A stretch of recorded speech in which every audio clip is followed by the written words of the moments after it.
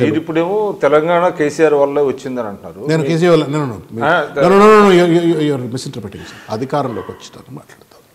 అంటే TRS party అధికారంలోకి వచ్చింది బికాస్ ఆఫ్ కేసీఆర్. అంతే not because of Konda Surekha, not because of Pocharam Srinivasa Reddy, not because of Ayaram Gayarams who came in from other parties after the Telangana formation.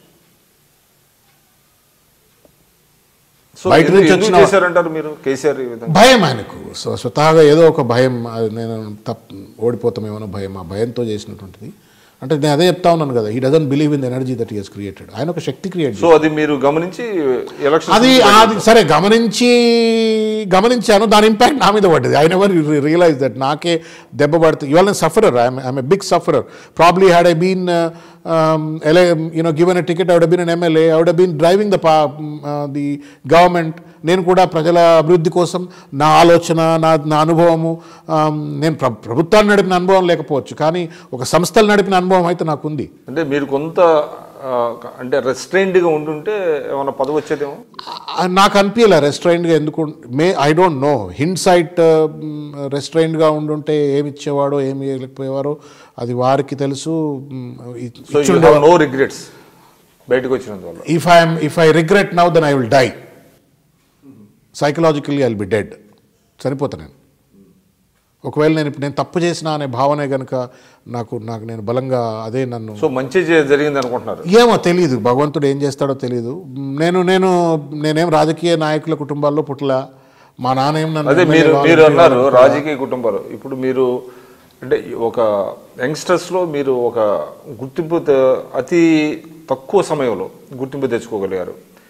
నేను అనుకోవటం 2009 ముందు 2008లో వచ్చిన ప్రజారాజ్యంలో మీ రాజకీయ ఎంట్రీ మొదలైనట్టుంది, ఇఫ్ ఐఎమ్ రైట్. అంతే కదా? Correct. You are from Nalgonda. Yes. Shravan garu, అంటే మీరు టీఆర్ఎస్ నుంచి మీకు టికెట్ రాదని తెలిసి బయటకు వచ్చారు, వెంటనే కాంగ్రెస్ పార్టీలో జాయిన్ అయ్యారు. మీకు ముఖ్య అధికార ప్రతినిధి పదవి ఎలా వచ్చింది? అంటే కాంగ్రెస్లో చాలామంది సీనియర్స్ ఉన్నారు కదా. కరెక్టే. అది ఎప్పుడు ఆ టైంలో ఐ మెట్ ప్రియాంక గాంధీ గారిని కలిశాను, రాహుల్ గాంధీ గారిని కలిశాను, జయరాం రమేష్ గారు, కొప్పుల రాజు గారు, వీళ్ళందరూ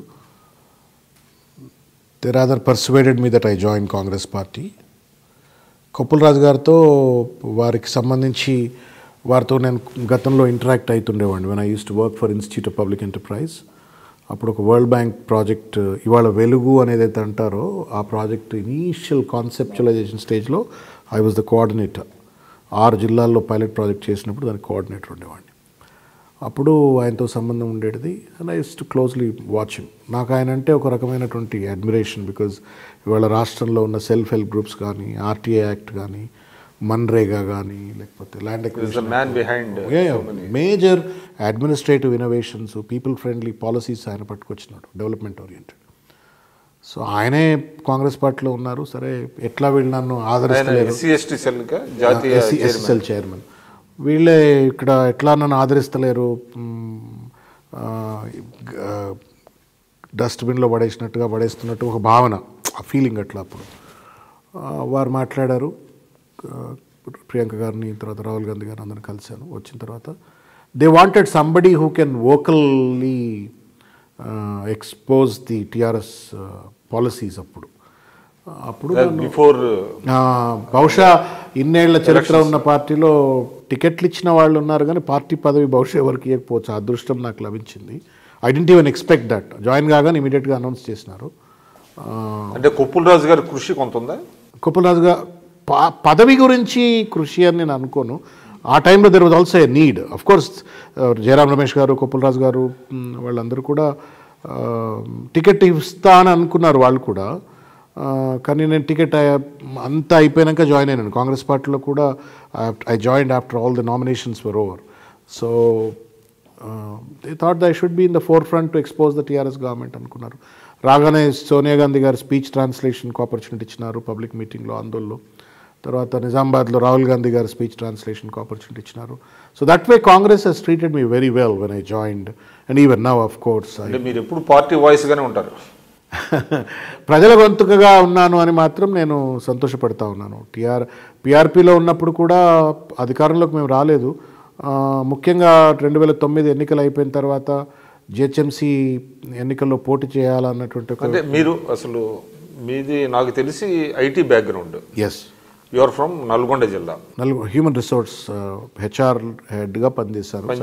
అంటే ప్రజారాజ్యం వచ్చిన తర్వాత అంటే మీకున్న కళ్యాణ్ గారికి మీకున్నటువంటి అనుబంధం బాగా పెరిగిందంట. తర్వాత జాయిన్ అయిన తర్వాత I was like a shadow with Kalyan garu. Literally I was like his shadow and he also trusted me quite a bit. And I still remember one small incident. చచ్చిపోయినాడు, వరంగల్ నుంచి ఎమ్మెల్యేగా పోటీ చేసినాడు ప్రజారాజ్యంలో, Reddy, I forgot his name. ఒకరోజు ఇట్లే నేను early in the morning ఆఫీస్లో ఉండేవాడిని, పోయి 8 o'clockకే వెళ్ళిపోయి ఆఫీస్లో కూర్చున్నాను.